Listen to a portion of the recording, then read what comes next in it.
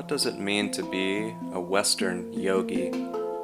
How can someone who was born and raised in the West, who comes from a Judeo-Christian background, practice yoga and meditation in an authentic and genuine way?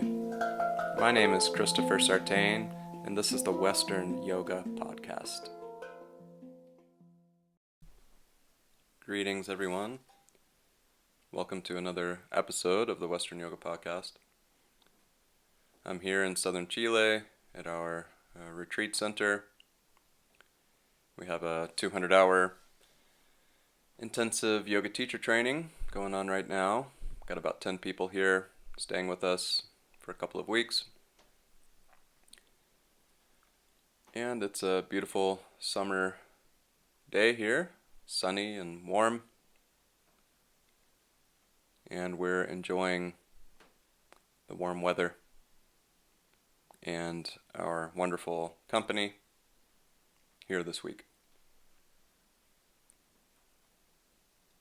And it is, by the way, the 18th of February, 2023, as I record this episode. Let's talk about ascension. If you get on the internet, you'll find an awful lot of nonsense regarding this subject and a complete misinterpretation of what ascension actually is. There are many New Age prophets proclaiming that some type of great collective ascension is about to occur.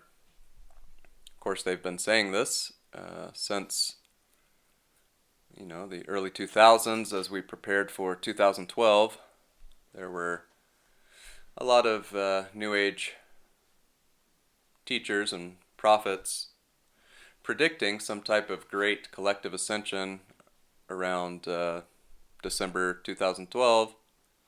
Of course, that didn't happen, but to save face, many of these folks have simply recalculated the Mayan calendar or whatever, and they continue to predict that this great awakening will occur. I'd say the chances of something like that occurring are pretty close to 0%. Just looking around and observing human society and watching the news and keeping up with current events, doesn't seem likely that that will occur anytime soon. Of course, you all know that I'm a teacher in the Kriya yoga tradition, and I tend to agree with Sri Yukteswar's assessment of the yugas, the so-called yugas, which are these eras that occur. I recommend reading his book, The Holy Science, if you haven't already done so, to learn more about the yugas. And there are other books that talk about the yugas and Sri Yukteswar's theories regarding these time cycles and eras and all of that. At any rate, we won't enter another Satya Yuga for many thousands of years, which is a golden age, enlightened age, where a great awakening can occur. So it's far off. We live in a fairly dark age, in case you haven't noticed. We're just exiting Kali Yuga, which is the dark age, and we're entering into Dwapara Yuga, which is an energy age. And at any rate, not to be a pessimist, but I don't consider myself a pessimist, just a realist. I take a realistic assessment of the global situation. So at any rate, you will find an awful lot of nonsense on the internet and in books by these popular authors about some type of great awakening or great collective ascension occurring soon. But ascension really has nothing to do with a great awakening or any type of collective awakening or anything like that. It's a complete misinterpretation and interpolation of what this word actually means. Ascension is an individual phenomenon or process. It has nothing to do with any type of collective awakening or anything like that. In the yoga tradition, there are essentially 3 planes or dimensions of existential reality: the physical plane, the astral plane, and the causal plane. The physical plane is fairly easy to define. We experience it every day. And the astral plane is sort of a subtle, energetic plane existing in a more subtle, refined dimension. And the causal plane is a mental plane. The idea being that it is possible for us to graduate to more refined, more enlightened planes of existence as we evolve along our spiritual path. For example, one need not continually reincarnate into physical forms. It is possible that when your physical body dies, that you can ascend to an astral plane or graduate to an astral plane where you can exist as an astral being without the incessant need to reincarnate again and again into physical forms. In other words, you can continue your spiritual evolution in an astral plane without the need to reincarnate into form. Form is no longer necessary for you at some point. You've learned all that you need to learn from the physical planes and planets, and you can simply ascend or graduate to these astral planes and exist there and continue your spiritual quest and journey there. Likewise, it is possible, once you have attained a certain stage of spiritual awakening and enlightenment, you can graduate or ascend from an astral plane to a causal plane or mental plane, in which an astral body is no longer necessary for you to continue your journey or quest. And you can simply exist as mind in a causal plane. So the physical body is no longer necessary, the astral body is no longer necessary, and you simply exist as a mind, an individualized mind, in a causal dimension. This is the process of ascension. Okay? It has nothing to do with any type of collective awakening.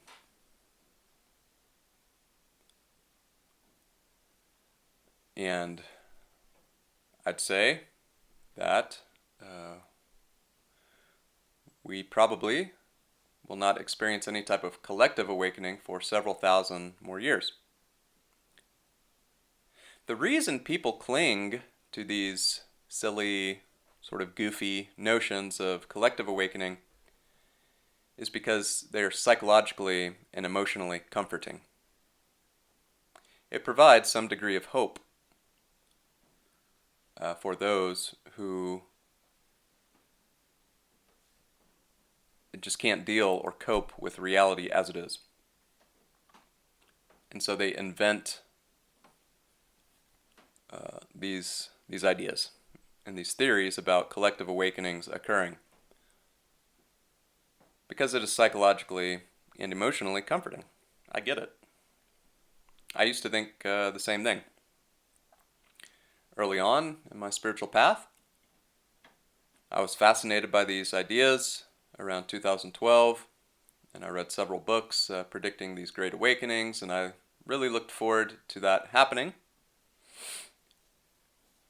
Of course, it didn't happen. As a matter of fact, I'd say it's quite possible that we've devolved collectively since then, unfortunately. When you look at pop culture, for example, or when you watch the news programs and whatnot, it does seem as though we are devolving and not evolving, and that we're actually moving backwards rather than forwards. And that there is, in fact, no great awakening occurring. Now, is it true that there are more people interested in spirituality, meditation, and things like that now than there were, 50 years ago? Yes, of course. Of course. And that is good. And that trend is promising. But when you look at how people approach spirituality and meditation, I'm not sure that has evolved.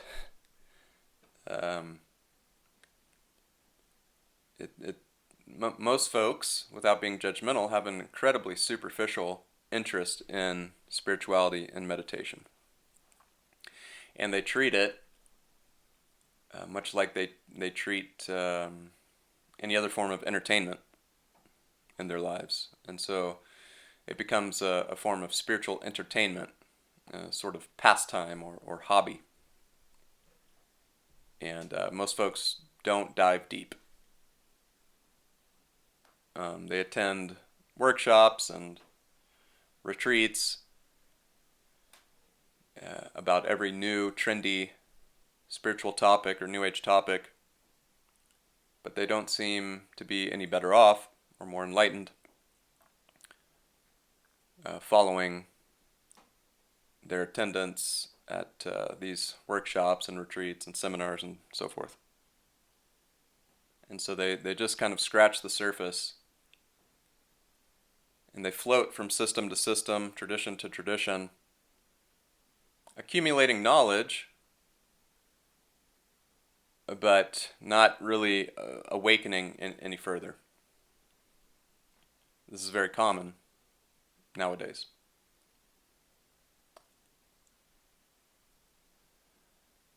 It is what it is, folks. And again, I'm not trying to be judgmental or pessimistic, but it is good to live in reality and debunk myths so that we can have a firm footing in reality and not some imaginary fantasy land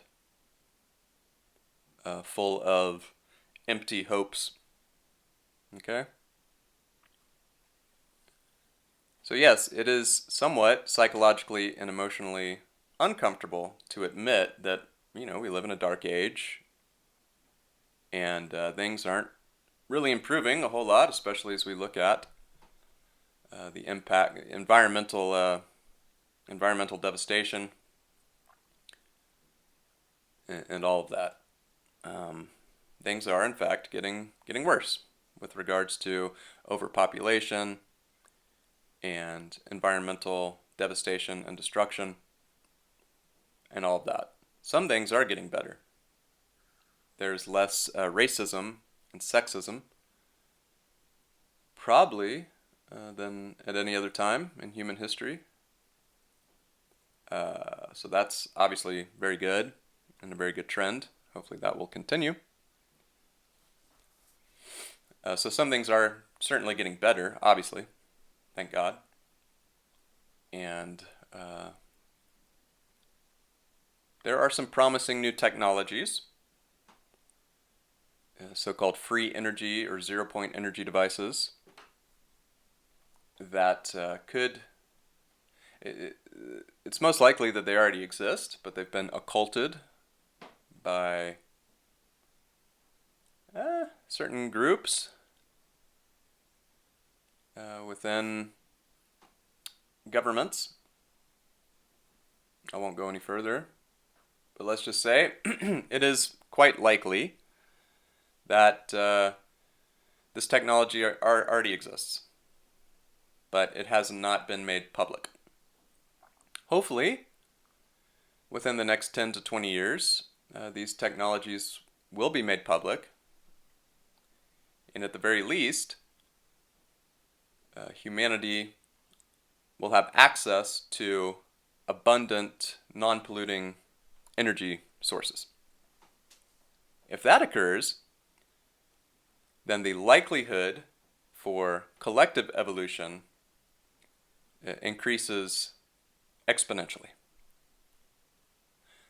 So I do have some hope in regards to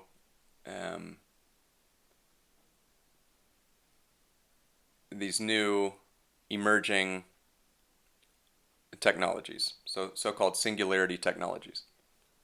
Although there are some other singularity technologies like artificial intelligence that aren't so promising for humanity and our collective liberty and freedom. But at any rate, ascension is an individual process. It has to do with the individual's spiritual journey and quest and their individual spiritual evolution as they graduate to higher and higher planes of existential reality. It is quite possible, I'd say it's quite probable, that there are many planets with intelligent beings living there that we can reincarnate into. In other words, this is not the only planet in which souls can incarnate into the forms of so-called intelligent beings. I'm sure there are many planets in the universe where we can incarnate and grow and learn and evolve, planets that are probably far more advanced and evolved than this planet. I sure hope that's the case. And so there's the potential to reincarnate into forms on other planets that are of a sort of higher frequency and a higher consciousness. And so there exists the possibility of evolving on other planets prior to our ascension into astral realms, for example. So it is quite possible that there's some type of continuum of planets that we incarnate onto before we ascend to astral and causal planes or realms. And it is quite possible, I've been theorizing lately, that each planet is sort of like a university and specializes in certain subjects and certain quote-unquote career paths, for lack of a better term. It's like, if I want to study engineering, I'm not going to go to art school or music school, you know. If I want to study art, I'm not going to go to MIT or Georgia Tech, you know. And so, in other words, it's quite possible that souls incarnate into specific planets to learn specific lessons. I hope you're following my train of thought here. It is possible that each planet provides specific lessons and classes based upon our spiritual needs at the time. And that we can learn what we need to learn from this earth realm and then incarnate onto other planets that specialize in different lessons and classes and themes and subjects and so on. I've become convinced over the past couple of years that Earth, the specialization here, or the lesson that souls come here to learn, primarily, is resilience, endurance, and perseverance. Resilience, endurance, and perseverance is the specialization here. Souls probably come here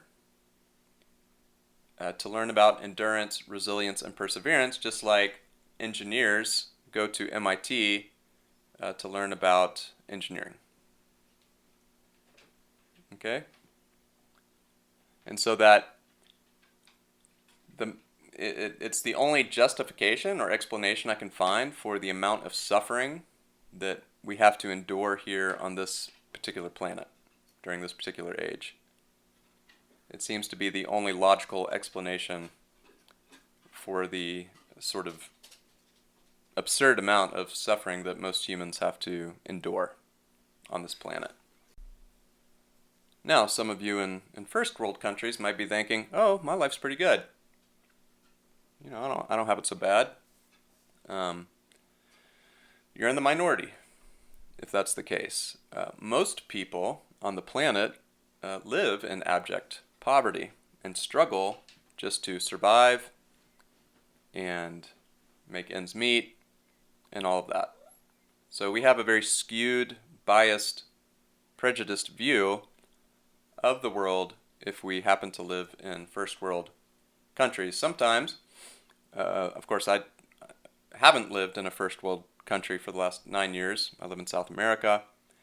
Sometimes when I watch people in the United States complaining about their problems, it sounds a lot like a spoiled, 5-year-old complaining that they didn't get the Christmas present they wanted this year or whatever in a first world country. The idea of first world problems, it's real. There are first world problems, and then there are real problems, that exist for the majority of mankind. And so you have to understand, and by the way, if you are from a first world country and you've never really traveled in the third world, I would encourage you to do so. It's a real eye-opener. And it gives you a lot of perspective, and you don't take things for granted as much. And when you go back to your country afterwards, you will appreciate what you have far more, and you will complain and whine and bitch and moan much less, I assure you. So you have to understand that the vast majority of humans really struggle. They live in abject poverty and they suffer a lot. And so really the only explanation or justification that I can find for that is that it's on purpose. This planet is designed for that. Especially during this particular age, coming out of Kali Yuga and all that. That in fact, there's a reason for it. There's justification for it. And that actually we come here to suffer. We come here to suffer on purpose. Possibly knowingly. I can't say for sure. But it is possible that souls knowingly incarnate here to suffer on purpose. To learn the hard lessons of endurance, perseverance, and resilience. I can find no other reason why a soul would choose, if that is the case, if we can choose. I don't know if that's the case or not. But if we can, in fact, choose, I can find no other reason that anyone would ever choose to incarnate here knowingly, consciously. Unless, of course, they are a so-called, bodhisattva from the Buddhist tradition, which is an enlightened soul who knowingly incarnates here to help others with their suffering. That certainly is possible. Now, it is possible, of course, that we cannot choose and that we have to incarnate here, and it's sort of like automatic, and it's due to our karma, our attachments and aversions and all of that, which is sort of the typical Hindu or Buddhist philosophy. That's possible. I don't discount that as a possibility. But we don't know. We simply don't know. It is possible that the souls choose to incarnate here, to suffer on purpose, to learn specific lessons that this planet has to offer that other planets don't have to offer. You see. We certainly didn't come to this planet to experience peace and tranquility and serenity, I'll tell you that. I'm sure there are far more agreeable planets and, of course, astral planes where we can experience much more peace and tranquility and serenity. So that's not why we came here, you see. Now, that's not to say that we shouldn't attempt to experience peace and tranquility and serenity while we're here, and it is possible. If we have a daily meditation practice, we can dive deep into that pure consciousness that is always peaceful, tranquil, and serene. And we can do that every day, and so we experience some of that every day in our daily lives. We should do that, of course. And it's quite wonderful to take a break from all the nonsense and strife and stress and all of that of this planet every day. It's good to take that break and that pause. And I'm sure there are people living in monasteries and ashrams and whatnot that do experience more peace and tranquility than most folks. And that's good. That's fine. But not all of us can live in monasteries and ashrams, of course. Most of us live out in the real world and deal with the daily trials and tribulations of planet Earth. And so, and maybe we came here for the trials and tribulations. You see what I'm saying? And that's okay. It's just like somebody that goes to MIT and endures all the stress and everything of those demanding college classes to earn their PhD in engineering. Perhaps we came here to earn our PhD in resilience, endurance, and perseverance. You just get back up and keep going. That's the lesson here. No matter what is happening, you just get back up and you keep going. You keep on keeping on. You do your best and you move on. Something else happens, well, you handle it the best you can and you move on. You just keep going. I really think that's the lesson to be learned here. And there are other lessons, of course. And some of you are thinking, well, gosh, there's lots of things to learn here. Of course there is. For example, there are schools like Georgia Tech, for example, that is mostly a technical college where people go to learn, about technology and engineering and stuff. But they also have other degree programs that have nothing to do with technology there that one can take. Right? But the specialization, you see, of Georgia Tech is, of course, technology and engineering. And so, of course, there are many lessons to be learned here, many classes that we can take at this Earth college. But the specialty, the specialization, I believe, is endurance, perseverance, and resilience. You just keep going. You bounce back. You just keep bouncing back. And so, again, ascension is this idea of spiritual evolution and the capacity to graduate to higher and higher planes of existential reality as we continue our spiritual growth process in the other realms, and has nothing to do with any type of sudden, spontaneous, collective human awakening. If you're still waiting for that to occur, don't hold your breath. Doesn't seem very likely. And that's okay. It's just not time for that right now. Do the best you can in every situation, every circumstance. Keep bouncing back. Meditate every day to experience your true nature. And continue your spiritual quest. I hope you enjoyed this episode. Please share the podcast with like-minded souls. Namaste.